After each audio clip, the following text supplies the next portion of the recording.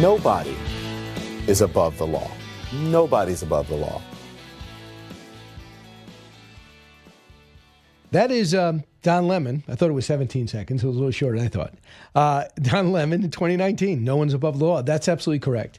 But when you see Don Lemon, I've had a chance to listen to a lot of it over the last few days. I wanted to find out why he was arrested. And I went back and I listened to everything possible. And this guy knew all about the raid on the church, to the point where he was actually pouring coffee and offering danishes to the protesters that stormed the church and the harassing ICE. He essentially, in my view, was if you hired, let's say you were trying to do something special, like get engaged or do an Impractical Joker episode, you'd go, I'm going to hire a video team to follow me around and do this. Let's say you wanted to create do a social media thing, and you wanted to go on the beach on spring break. You hire a crew, not a journalist, to go find out what they think of me hiring a crew. You hire a crew. Don Lemon was the video crew for this organized protest that stormed into a church because they thought the pastor had something to do with ICE. And by the way, I think he was a member of ICE, but he's also a pastor, not a Catholic, just some type of Christian church. So he was there. And how do we know that? Because on his ridiculous podcast, he televised all of it. He says, I'm sitting in the back, but if I walk in, they're going to know who I am. They're going to know something is up. They're going to recognize me. So I got to make sure I don't walk in until later. They show him outside the church with all the organizers. I'm sure text messages reveal him interacting with the organizers. What you could do, hey, if you want it, the KKK is going to have a protest. You could text KKK and say, listen, are you going to be on Fifth Avenue? Doesn't mean I'm a member. But if you go and videotape it, if I'm pouring coffee to the KKK as they're about to march down the block and talk about how great white people are, that is no longer a journalist. I am full out supporting these people. And then when you are in a church with a camera interviewing a pastor clearly against his will, just look at some of the video, you know this is not welcome and this isn't journalism. Here's an example. Here he is confronting the pastor in his church, interrupting a ceremony. Cut 45. We're here to worship. We're here to worship Jesus because that's the hope of these cities. That's the hope of the world is Jesus Christ. I want to be very respectful. Please don't push me, though. We're here to worship Jesus. Yes. That's why we're here. Yeah. Okay. That's why we're here. Okay. That's what we're about. Don't you think Jesus would be understanding we're about and love these folks? We're about spreading the love of Jesus. But did you try to talk to them as a Christian? No one is willing to talk. Okay.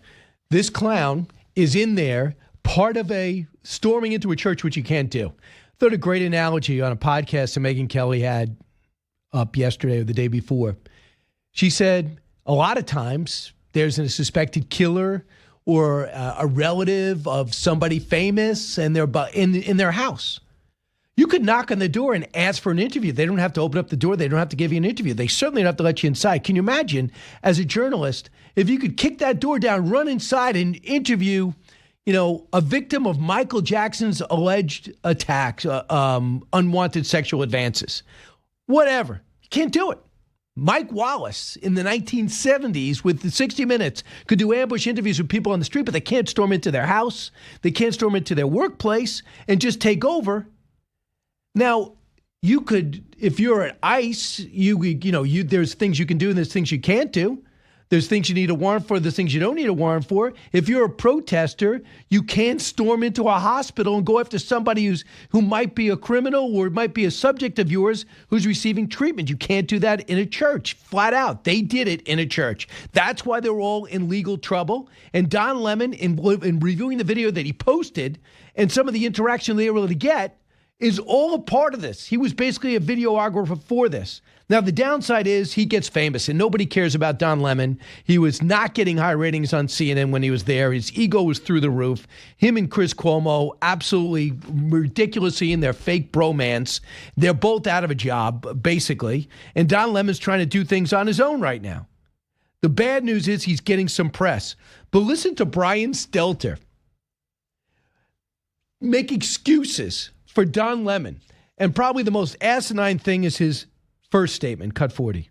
I remember the night that Lemon had to evacuate the CNN studio because there were bomb threats called in trying to threaten his show.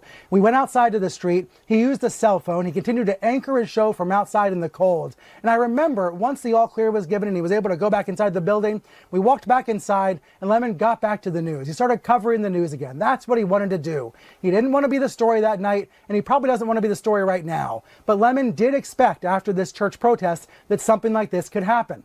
Trump administration officials made noise about wanting to arrest him. Some MAGA media loyalists demanded the arrest of Lemon, wanting to see him punished. This very much has Trump retribution vibes. But Lemon said on his Instagram and on his YouTube live stream, after the first attempt at charging him failed, that he expected the government would come around and try this again. Well, the thing is, Brian Stelter, number one, he always wants to be to the center of the news. Everything is about him.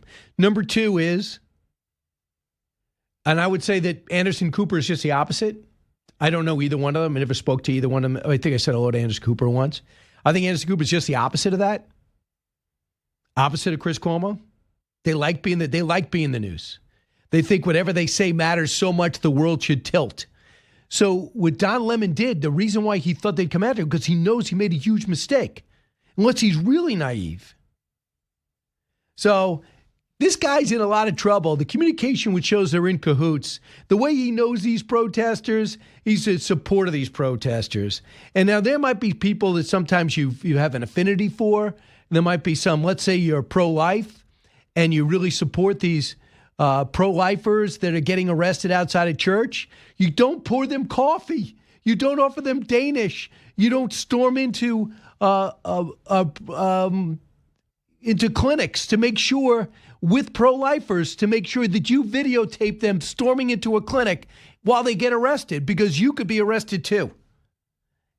And I assume he knows that, but I assume he thinks it's worth it. I guess he's got the money to hire what many people consider one of the best attorneys in the country, Abby Lowell. But now here you go. But I'll tell you, I don't know anybody that says, now I got to get Don Lemon's podcast.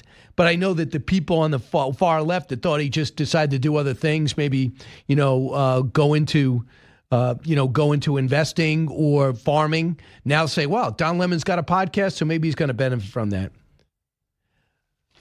I don't know.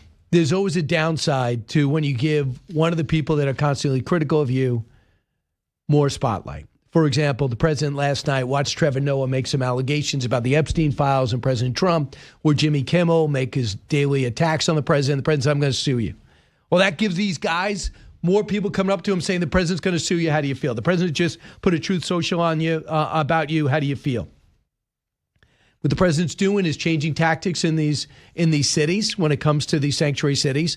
He's going to go for the worst of the worst, but he's going to let these sanctuary cities languish. He's going to let these states wither. And what's happening is, in the long term, the president might not benefit from this, but you see that California lost 4 congressional seats. Do you see that Florida and Texas are gaining? Do you understand that long term, what is happening here?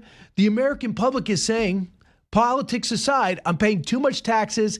It's a horrible environment. I'm leaving the cities. I'm leaving the state. I'm going to find a way to make my career in a state that wants me there and goes out of their way to allow me to live there. For example, they don't tax pensions in Florida. I think I'll retire there. For example, Florida doesn't have a state tax. Texas doesn't have a state tax. I think I'll retire there. Now, what Florida's doing, and with such a surplus, you have Governor DeSantis, who knows how to run his state.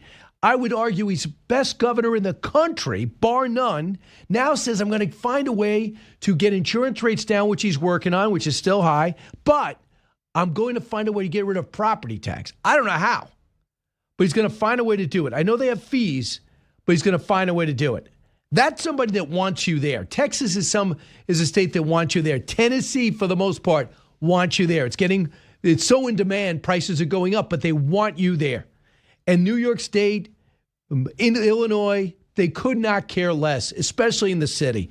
In Minnesota, do you want to move to Minnesota and be run out by a group of angry white women who think that every illegal immigrant is somebody you should be fighting for, especially the criminals? I mean, do you want to go there? I don't think so. Even if you're a left winger, you're like, do I want to raise my kid in a place where they're going to be trained to be an activist? In 5-degree weather in the summer? Don't think so. Nice try. So America will straighten out. And I get the sense that people are going to move. And so many times we're waiting for Texas and Florida to pay the price for so many people leaving blue states and going to red states. It's not happening. They're just becoming redder. So we'll see what happens in the short term. I'm not sure it's going to amount to an impact in the midterm, but we'll see. A lot of game left to play.